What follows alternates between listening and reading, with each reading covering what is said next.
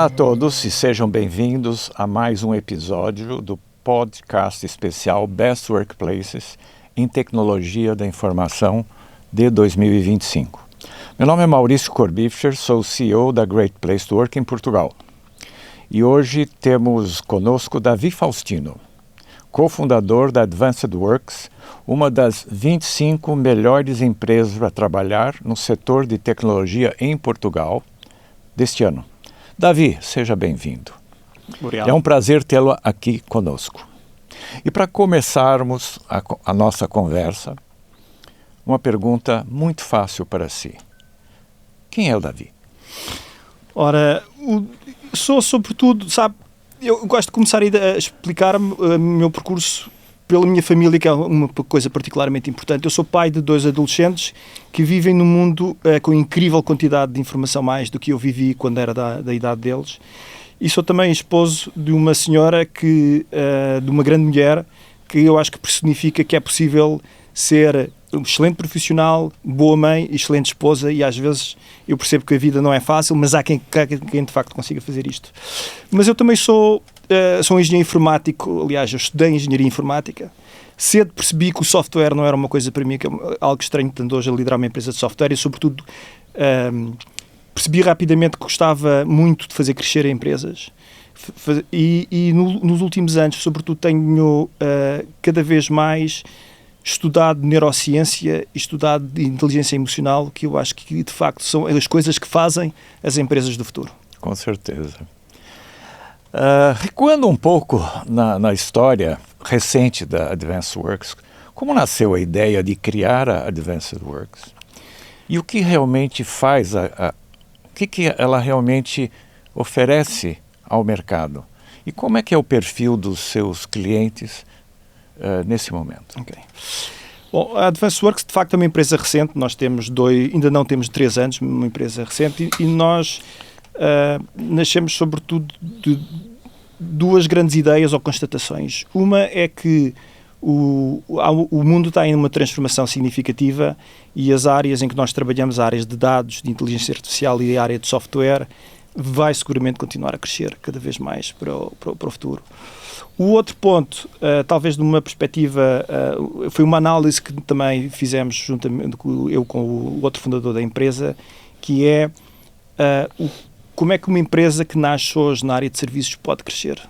E nós acreditamos que o crescimento das empresas hoje na área de pessoas, na área de serviços, tem de ser um crescimento em que a empresa não só protege os seus próprios interesses, ou zela pelos seus próprios interesses, mas conhece muito bem e zela pelos interesses dos seus colaboradores. E, portanto, nós acreditamos que é isto que estamos a tentar resolver todos os dias, o interesse da empresa e o interesse das pessoas, e eu acho que, efetivamente, isto foi a razão por que nós fomos criados. Entretanto, nós somos uma empresa de serviços e os nossos clientes são, sobretudo, eu diria, entidades do setor financeiro, portanto, bancos, fintechs, seguradoras, mas também um conjunto de empresas de tecnologia. Nós não trabalhamos especificamente para um setor de atividade, temos vários, temos empresas muito interessantes que trabalham connosco, algumas das maiores empresas em Portugal na área da energia também, e o que nós fazemos é criar soluções de tecnologia, portanto, alguns projetos muito interessantes em inteligência artificial, e projetos com o objetivo de tornar as empresas mais competitivas ou mais produtivas. O setor de TI, o setor de tecnologia da informação, é um setor de um espectro bastante amplo. Alguma coisa diferencial que vocês identificaram nesse setor que pudesse representar uma vantagem competitiva para a vossa empresa? Sim, nós tivemos a sorte e diria também algum mérito de arrancar numa altura, portanto estamos a falar de 2022, que se começava a falar de inteligência artificial, mas muito pouco. E portanto nós logo desde o princípio fundámos a empresa com esse objetivo e acredito eu que conseguimos apanhar a primeira vaga de projetos desde o início nestas áreas. E portanto para uma empresa da nossa dimensão, nós temos à volta de contando com pessoas internas e externas à data de hoje, contamos acabar o ano com 100 pessoas, temos à volta de 80 e poucos à data de hoje, portanto crescemos muito relativamente ao ano passado. E portanto efetivamente a área da inteligência artificial é a área que eu acho que nos diferenciamos, embora nas outras áreas de nossa competência, diria que o que faz a diferença é que nós genericamente temos uma equipa com um nível de senioridade muito elevado, e foi de propósito, estrategicamente fomos à procura de pessoas de grande talento, de provas dadas no mercado, para arrancarmos com a empresa, e a partir daí depois temos capacidade de absorver recém-licenciados ou recém-mestrados, mas conseguir efetivamente desenvolvê-los, porque temos as pessoas com maior experiência. A experiência é relevante e continuará sempre a ser. Sem dúvida que a experiência é fundamental, mas hoje cada vez mais a gente percebe, inclusive nós identificamos com as nossas análises e tudo mais, de que é fundamental as questões relacionadas com os valores, com a cultura da empresa, e de que é importantíssimo a gente conseguir ter pessoas junto de nós que se diferenciam por aquilo que elas são. Porque saber é uma questão mais técnica, é uma questão que se aprende. E ser é algo que a gente vem ao longo dos anos dentro do nosso ADN. As nossas pesquisas em que vocês participam, nos dão o privilégio de participar, nos indicam que vocês têm uma cultura muito, muito forte, onde as pessoas têm um alinhamento com seus valores pessoais, com os valores organizacionais, as pessoas têm uma voz ativa e elas estão permanentemente compromissadas com o negócio. Como é que vocês construíram essa cultura desde o primeiro dia, nesses últimos 2,5 anos ou menos de 3 anos? Maurício, nós começámos a empresa, e eu diria que aí somos diferentes da maior parte delas, nós começámos a empresa pela cultura e pelos valores. Eu recordo-me que o primeiro dia que eu e o António nos sentámos para efetivamente discutir e vamos criar a empresa, a primeira coisa que escrevemos foi o propósito e a seguir fomos buscar os valores. Andámos a estudar um conjunto de outros valores que outras empresas tinham, escolhemos os nossos e os valores provavelmente, se quer que me diga, são das coisas que a gestão normal, a gestão da maior parte das empresas mais despreza. Eu trabalhei em empresas que eu recordo-me uma vez o CEO, numa reunião anual, a pôr um slide com os valores e dizer: meus amigos, estes são os nossos valores a partir de hoje. E continuou a apresentação.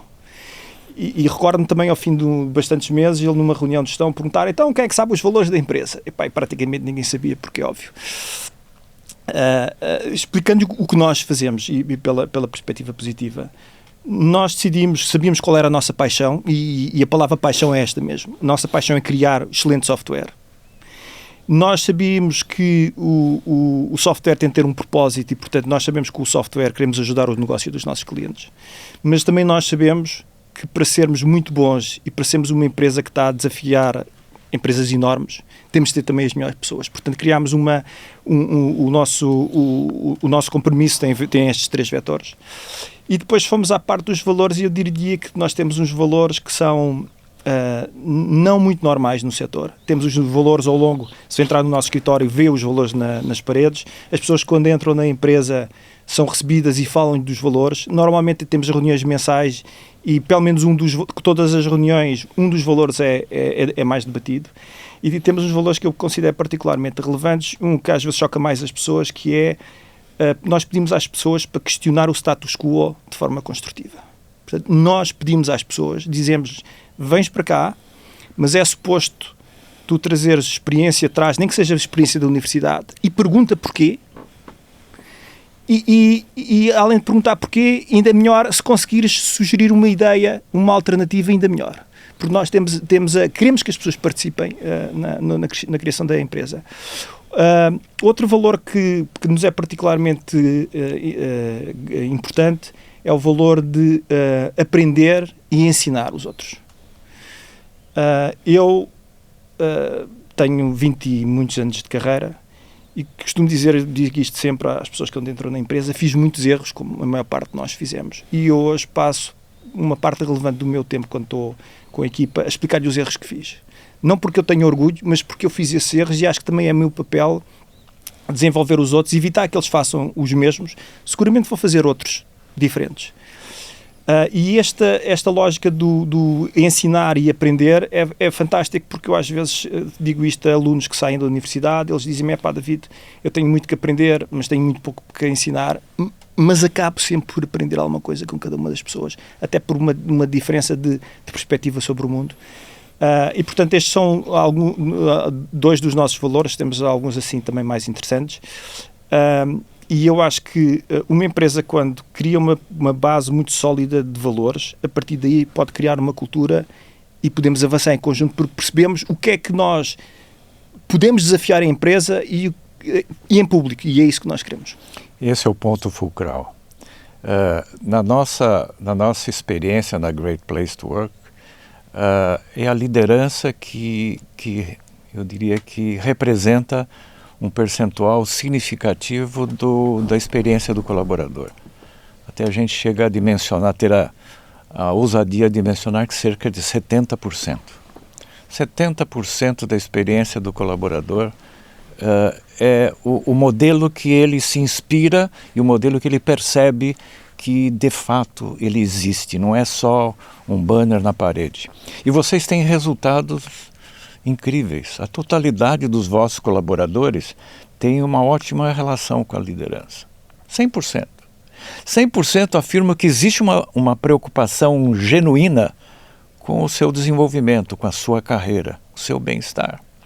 E a liderança na vossa empresa é percebida e é descrita em detalhes como ética, honesta e próxima.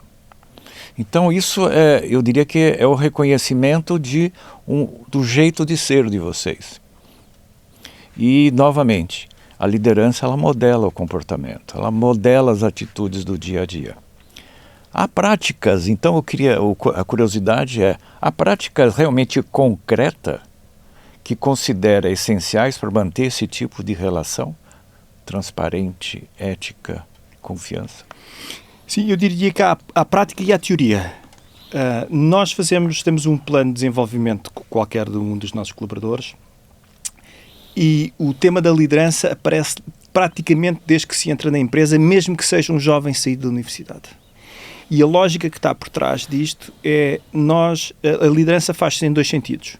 Não é só o líder, ou normalmente o responsável hierárquico, que tem de liderar, mas também é importante aprender a ser liderado. E, portanto, nós, desde o início da carreira das pessoas, formámo-las em liderança. Primeiro, para aprender a ser liderado. Fazemos algumas coisas para dar essa experiência e, portanto, é normal para nós, por exemplo, uma pessoa que saiu da universidade há 8 meses receber um estagiário durante 2 meses e ser responsável pelo desse estagiário.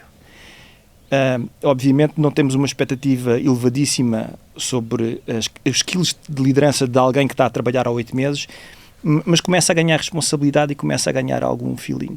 E ao longo da carreira as pessoas vão tendo um nível de formação a liderança cada vez superior, porque nós entendemos que isso, porque trabalhamos numa área de serviços e porque competimos com algumas das maiores empresas do mundo, se nós formos muito bons a liderar, temos um alinhamento grande de todas as pessoas e aumentamos a retenção e as pessoas confiam. Há um tema aqui na liderança que também considero particularmente, que é uma das nossas preocupações e acho que temos uma boa prática, que é o tema da comunicação. Nós investimos muito tempo a comunicar, a explicar o que pode ser o futuro, explicar aquilo que achamos que temos certos e aquilo que temos dúvidas, e a explicar aquilo que fizemos bem e que fizemos mal.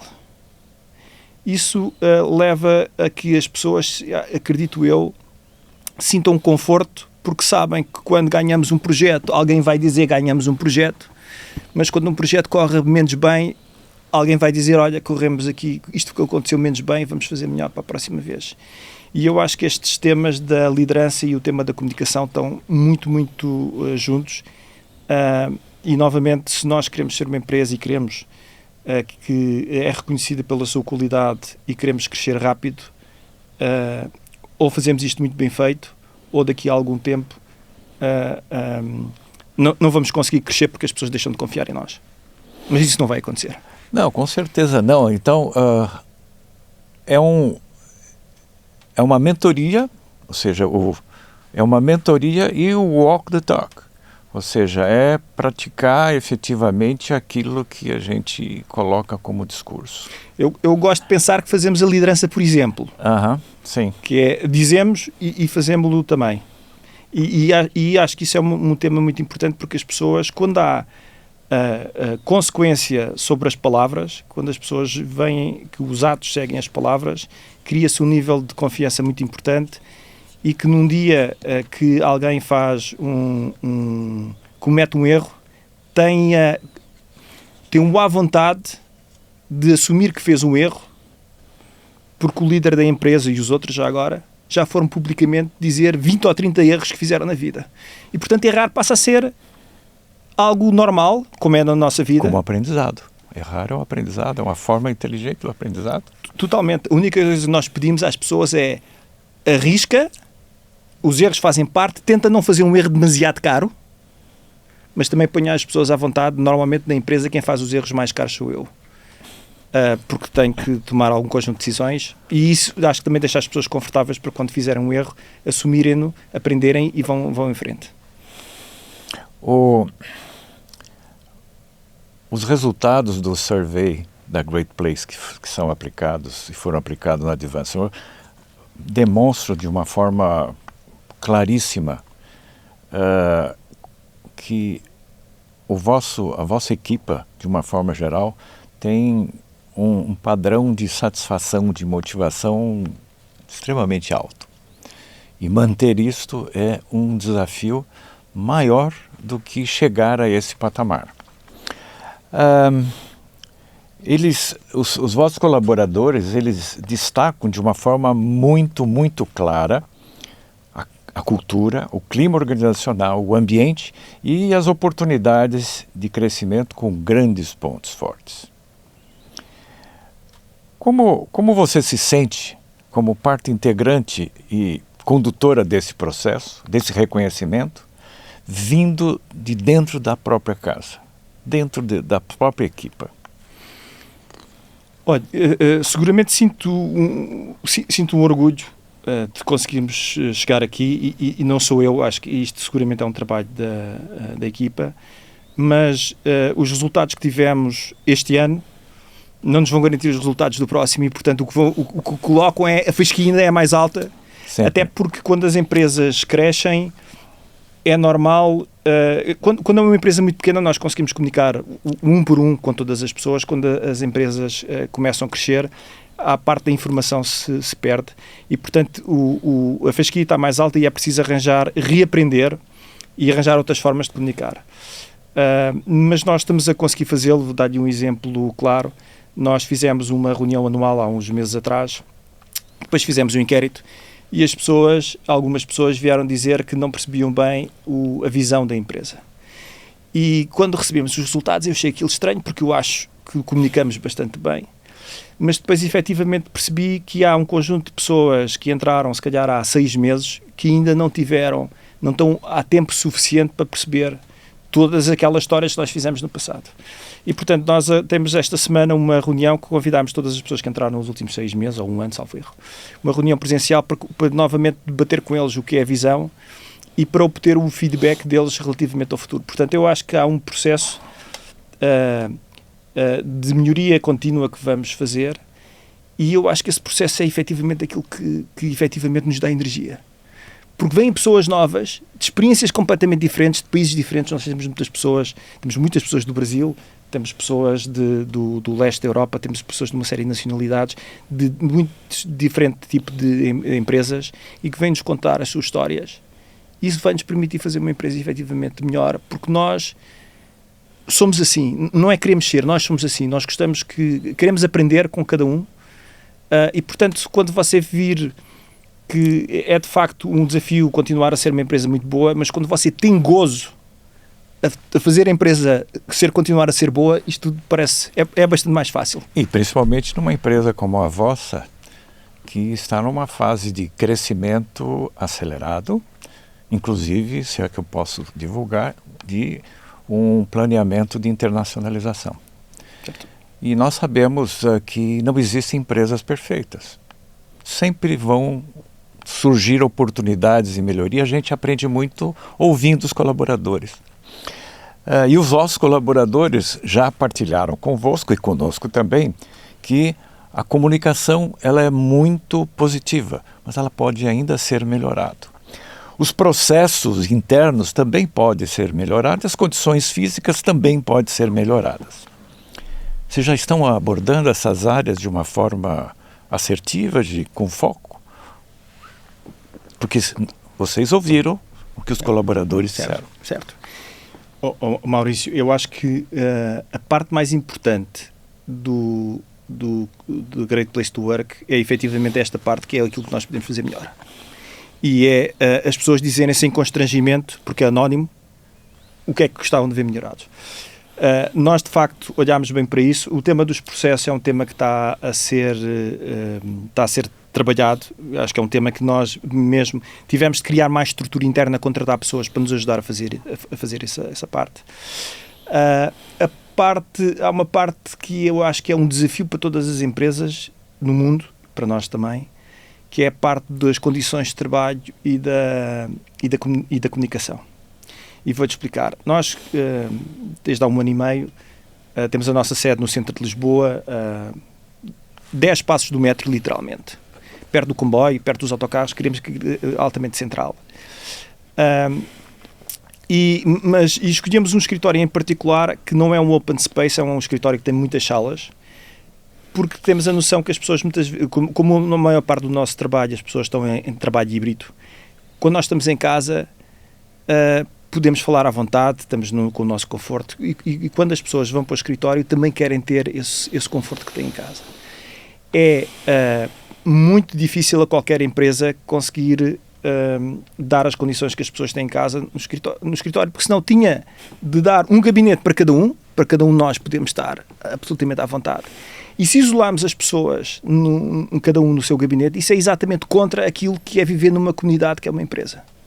E tem a ver com o tema da comunicação também, que é a comunicação.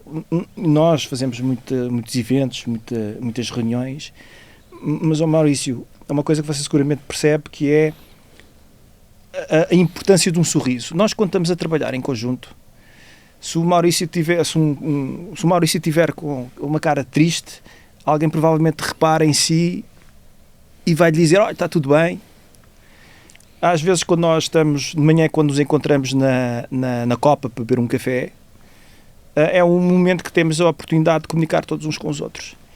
E o trabalho remoto e o trabalho híbrido vem-nos arrancar essa ferramenta de comunicação, porque as comunicações não é só as empresas se criarem uma newsletter que cada 15 dias garante-lhe uma coisa, ao fim de 3 semanas já ninguém vê as newsletters. Podemos fazer muitas reuniões, mas se fazemos demasiadas reuniões físicas acaba por ser cansativo. Se fazemos muitas reuniões remotas, as pessoas provavelmente estão a enviar mails e mais ou menos ouvir a reunião. Isto para dizer que, sim, estamos a endereçar o tema. Nós melhorámos as condições sonoras, porque percebemos que em algumas salas tínhamos um conjunto de problemas. Estamos cada vez mais a comunicar também com mais assertividade, mas acho que um dos grandes desafios da gestão para áreas de serviços, portanto não tem a ver com fábricas ou lojas, tem a ver como é que você dá as condições e a comunicação possível para as pessoas estarem mais perto da empresa e também para as pessoas se sentirem felizes e não acharem que o espaço dela está a ser ocupado porque têm de todos os dias vir ao escritório. Porque muitas pessoas, sobretudo no nosso setor, preferem o conforto de estar em casa alguns dias da semana, pelo menos, do que estar todos os dias no trânsito. Mesmo que isso a longo prazo talvez não seja tão bom para elas, o curto prazo é muito importante. E agora falando um pouco do futuro, do futuro, do médio e longo prazo. Obviamente há uma preocupação latente naquelas empresas que têm esse crescimento mais acelerado. E a preocupação é a seguinte: eu como colaborador, será que com esse crescimento acelerado, esses valores nossos de proximidade, de modelagem de comportamento, será que nós não vamos perder isso? Como é que você enxerga o futuro vis-à-vis esse temor que é um chavão, que o crescimento é o ônus do crescimento. Como é que você enfrenta isso? Eu acho que é um dos nossos maiores desafios, muito mais relevante em empresas pequenas que crescem rápido. E a nossa abordagem aí, eu diria que tem 2 pontos particularmente importantes. Um é continuar a apostar nas lideranças, formar líderes, explicar aquilo que é a expectativa que a empresa tem deles, mas também dar-lhe ali algum espaço para eles serem humanos e, portanto, um líder também tem, cada um de nós temos as nossas características e não queremos formatar as pessoas, queremos dar algum espaço para as pessoas poderem continuar a ser elas próprias numa função de líder. Portanto, há aqui uma componente que eu diria que é uma componente de desenvolvimento das próprias pessoas. Há outra componente que é uma componente de estratégia, criação estratégica da nossa cultura. Algumas das discussões que temos, e vamos ter agora uma reunião de meio de ano da equipa de gestão, é efetivamente identificar que cultura é que nós queremos ter no futuro. Como é que queremos que as pessoas se sintam na empresa, como é que queremos que as pessoas se identifiquem, e a partir daí há um conjunto de ferramentas que nós podemos fazer. A própria formação técnica e não técnica é uma ferramenta para atingirmos uma cultura base, mas também a forma como comunicamos, o exemplo que damos. Eu costumo dizer uma parte curiosa na nossa empresa que é, e nós pedimos isso às pessoas, quando as pessoas entram dizemos, olha, os nossos e-mails normalmente começam por bom dia ou por boa tarde. E você pode achar que é um pormenor mínimo, mas não é. Quando você está em casa, sozinho, e às vezes que se calhar está com algum... que está a tentar fazer alguma coisa, mas não consegue, receber um mail da liderança ou de um colega a dizer bom dia, António, tudo bem, é completo. E dizer bom dia, António, tudo bem, por favor envia-me qualquer coisa, é muito diferente do que receber um mail a dizer por favor envia-me qualquer coisa. E isto faz a diferença. E, portanto, este pensamento sobre qual é a cultura que nós queremos daqui a 5 anos e depois fazer os passos todos para trás para conseguirmos fazer essa cultura e fazermos isto de uma forma deliberada, sabendo que vamos falhar aqui no meio, mas fazendo isto deliberado, eu acho que nos vai permitir chegar lá. Davi, nossa, muito obrigado pela sua partilha, parabéns a toda a equipa da Advanced Works por mais essa conquista. A gente sabe que o setor TI é um setor extremamente competitivo e os colaboradores são cada vez mais exigentes. Os colaboradores, os talentos escolhem as empresas para as quais eles querem trabalhar. E a Advanced Works é um exemplo que demonstra com indicadores objetivos o quanto isso é importante e como vocês são bem-sucedidos nisso. Queria só comunicar que a lista completa dos melhores lugares para trabalhar em IT, em tecnologia da informação em 2025, está disponível na Great Place to Work, no site da Great Place to Work de Portugal. Não percam os próximos episódios. Façam parte dessa jornada e ajude a construir os melhores lugares para trabalhar. Obrigado, Davi. Obrigado, Maurício.